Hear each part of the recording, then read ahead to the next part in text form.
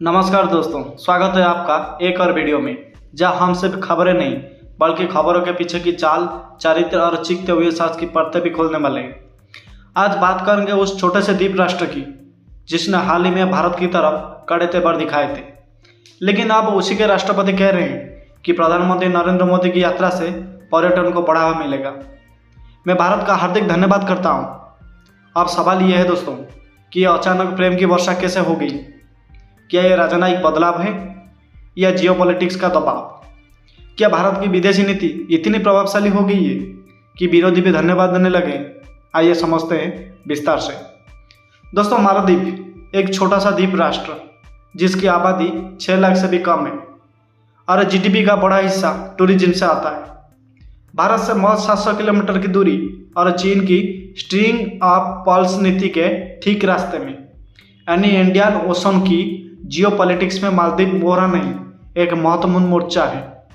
लेकिन दोस्तों, साल 2023 में जब मोहम्मद मोइजू सत्ता में आए तो उनकी प्राथमिकता नीति रही इंडिया आउट, यानी कि भारतीय सेना हटाइए, भारत से दूरी बनाइए और चीन से नज़दीक बढ़ाइए।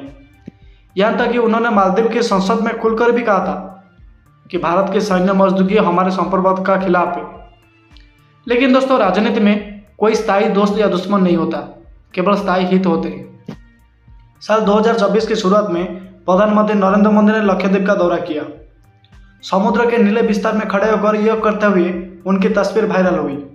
संदेश सीधा था, हमारे पास भी है ट्रॉपिकल पैराडाइज, विदेशी टूरिज्म इधर भी आते हैं। इसे बौखला उठा था मालदीव का सोशल मीडिया। वहाँ के कुछ नेताओं ने भारत के खिलाफ बेहद आपत्तिजनक बातें लिखी, लेकिन परिणाम क्या हुआ? भारत में मालदीव के खिलाफ #बॉयकॉट मालदीव ट्रेंड करने लगा। सारी बुकिंग कैंसिल होने लगी और मालदीव की टूरिज्म इंडस्ट्री जो 28% जीडीपी में योगदान देती है वो सीधा दबाव में आ गई। अब आते हैं आज के बयान पर, जहाँ राष्ट्रपति मोइजू कहते हैं, प्रधानमंत्री मोदी की मालदीव यात्रा से हमारे पर्यटन को बल मिलेगा। हम आभारी हैं कि भारत एक बार फिर हमारे द्विपक्षीय संबंधों में रुचि दिखा रहा है। तो भाई साहब, जब टूरिज्म बंद हो रहा था तब तो आपका प्रवक्ता ट्विटर पर विश्व भ्रमण कर रहे थे, और अब जब भारतीय टूरिस्टों की अहमियत समझ में आ गई तो धन्यवाद मोदी जी। असल में ये बयान नहीं है, ये डिप्लोमेसी में यूटर्न का क्लासिक केस है। भारत में मोइजू के इंडिया आउट कैंपेन के समय ज़्यादा प्रतिक्रिया नहीं दी थी, ना विरोध, ना भड़काऊ बयान, ना ट्वीट्स। क्यों भारत जानता है मालदीव को भारत से कहीं ज़्यादा भारत की ज़रूरत है। चिकित्सा के लिए 60% मालदीवियन भारत आते हैं। खाद्य पदार्थ और दवाइयाँ भारत से ही भेजी जाती है। प्राकृतिक आपदाओं के समय भारतीय नौसेना सबसे पहले पहुंचती है। और अब #बॉयकॉट मालदीव ट्रेंड हुआ। भारत सरकार ने एक शब्द नहीं कहा, पर इसी चुप्पी ने मोइजू की सरकार की नींद उड़ा दी। मोइजू ने सत्ता में आते ही चीन से हाथ मिला लिया था। रोड्स और हाउसिंग प्रोजेक्ट्स में चीनी कंपनियां घुस गई। बंदरगाह पर काम शुरू हुआ। चीन के राष्ट्रपति शी जिनपिंग से खुली दोस्ती का ऐलान हुआ। पर अब वही चीन क्या कर रहा है? क्रेडिट देकर फिर लोन फंसा रहा है। चीनी टूरिस्ट का कोई खास फायदा नहीं हुआ और कर्ज चुकाने के लिए IMF के पास फिर से हाथ फैलाना पड़ा। यानी कि चीन से दोस्ती के बाद भी फायदा नहीं और भारत से दूरी पर भी भारी नुकसान। दोस्तों, भारत ने सिर्फ मालदीव ही नहीं बल्कि सेशेल्स, मॉरिशस, श्रीलंका और मेडागास्कर को, तो उसके जो एरिया है, अपनी रणनीति को तेज कर दिया है। सागर नीति यानी कि सिक्योरिटी एंड ग्रोथ और ऑल द रीजन, उसके तहत भारत अब पूरे हिंद महासागर पर हावी होता जा रहा है। कोस्ट गार्ड सहयोग, टेक्नोलॉजिकल इंटरफेस, सैटेलाइट मॉनिटरिंग और मेडिकल सपोर्ट, ये सब भारत दे रहा है। और मालदीव चीन से रोड बनवा रहा है, लेकिन दिल से डर रहा है। राष्ट्रपति मोइजू का यह बयान केवल थैंक यू मोदी जी तक सीमित नहीं है, बल्कि यह बयान ये भी स्वीकार करता है कि मालदीव को भारत से दूर जाना महंगा पड़ गया है। अब वो वापस भारत के साथ जुड़ना चाहते हैं, लेकिन सम्मानजनक तरीके से, क्योंकि सच्चाई ये है कि चीन की नीतियाँ कभी मित्रवत नहीं होती और भारत का धैर्य जब जवाब देता है तो व्यवहारिक और आर्थिक दोनों रूप से होता है। यह घटना दोस्तों भारतीय विदेश नीति की शक्ति और संतुलन को दर्शाती है। कोई बयान नहीं दिया गया, कोई ट्वीट नहीं किया गया, सिर्फ एक प्रधानमंत्री का योग और एक राष्ट्र की सामरिक समझ। आज मोइजू के बयान में जो धन्यवाद है वो सिर्फ टूरिज्म के लिए नहीं है, वो इस बात का संकेत भी है कि भारत को हल्के में लेना अब भारी पड़ता है। दोस्तों, आने वाले समय में इंडियन ओशन रीजन में भारत का नेतृत्व और भी प्रबल होने वाला है, और जो देश आज चीन की गोद में बैठते हैं कल उन्हीं के संसद में भारत की वापसी की बात होगी, क्योंकि अर्थ में बड़ा वही होता है जो बिना कहीं समझे समझ जाता है कि वो कितना बड़ा है। जहाँ बात होती है डिप्लोमेसी की, भारत की शक्ति की और उस रणनीतिक धैर्य की जिसे बाकी देश भी अब धीरे धीरे समझने लगे हैं। स्टार्टिंग में हम पहले जो बताए थे, जो बात की थी कि कैसे मालदीव के राष्ट्रपति मोइजू ने पहले इंडिया आउट कैंपेन चलाया था और अब प्रधानमंत्री मोदी की यात्रा को पर्यटन के लिए वरदान बता रहे हैं। लेकिन दोस्तों, आप समझते हैं कि इस पूरे घटनाक्रम ने मालदीव को आर्थिक, कूटनीतिक और सामरिक तौर पर कितना झटका दिया और भारत ने इस मौके को किस तरीके से अपने पक्ष में बदला। दोस्तों, मालदीव की जीडीपी का लगभग 28% हिस्सा टूरिज्म से आता है। हर साल 10 लाख से अधिक विदेशी टूरिस्ट आते हैं, जिसमें सबसे बड़ा हिस्सा होता है भारतीय पर्यटकों का। आंकड़ों के मुताबिक इस साल 2023 में लगभग 2 लाख भारतीय टूरिस्ट मालदीव गए थे, यानी हर 5वां विदेशी सैलानी भारतीय था। अब सोचिए, जब जनवरी 2024 में #बायकॉट मालदीव ट्रेड हुआ और भारतीय सोशल मीडिया ने भारी विरोध किया, तब सीधा असर किस पर पड़ा?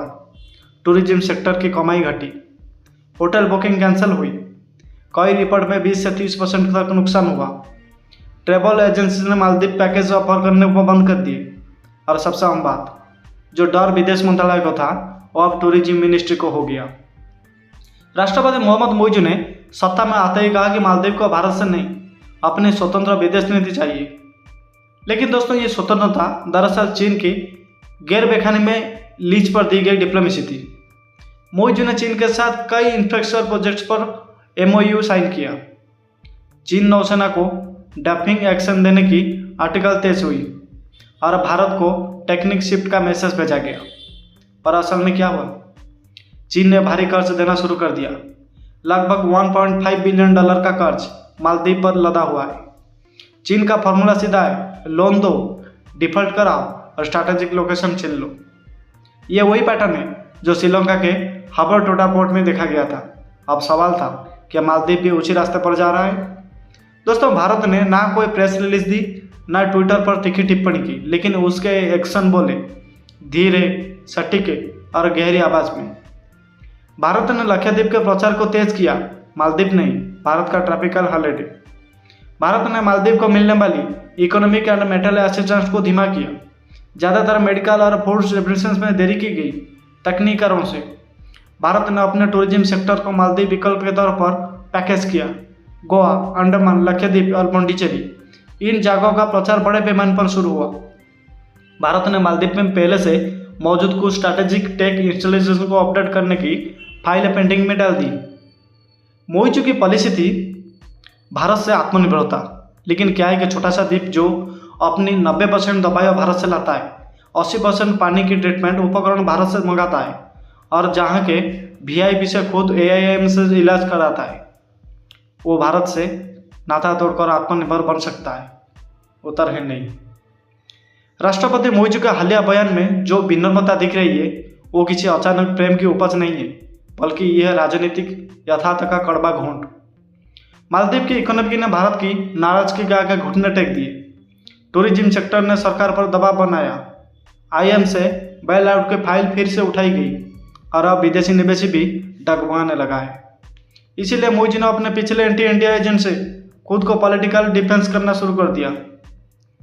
भारत को अब तीनों बात का ध्यान रखना होगा। पहला, सद्भाव बनाए रखें और आंखें खुली रखें। मालदीव अगर वापस दोस्ती की बात करता है तो डिप्लोमेसी के दरवाजे खुले होने चाहिए, लेकिन भरोसा धीरे धीरे बने। दूसरा, स्ट्रैटेजिक इंस्टॉलेशन को डिवाइस करें। भारत को अब लक्षद्वीप, अंडमान और सेल्सेक्स को मुख्य प्रमुख बेस के रूप में तैयार करना होगा। और तीसरा, पीपल टू पीपल कनेक्ट को मजबूर करें। भारतीय टूरिस्ट, मीडिया और युवा डिप्लोमेसी को मालदीव में सॉफ्ट पावर के रूप में पेश करना होगा। दोस्तों, मालदीव की कहानी एक केस स्टडी है। कैसे एक राष्ट्र ने भारत को हल्के में लिया और फिर उसके बिना खुद को असहाय पाया। भारत ने ना तो युद्ध किया, ना ही कड़ा बयान, शिव शांत, संयम और कैलकुलेटर इलेक्शन से बता दिया कि हमारे सौजों की छाया बहुत शीतल है, लेकिन उसकी अनुपस्थिति बहुत गर्म। तो दोस्तों, अगर आपको ये बात पसंद आया तो एक कमेंट में ज़रूर लिखिए फॉरेन पॉलिसी और साइलेंट पावर। और हाँ, लाइक, शेयर और सब्सक्राइब करना मत भूलिए, क्योंकि यहाँ आपको खबरों का पूरा एनालाइज मिलता है, ना सिर्फ ब्रेकिंग हेडलाइंस।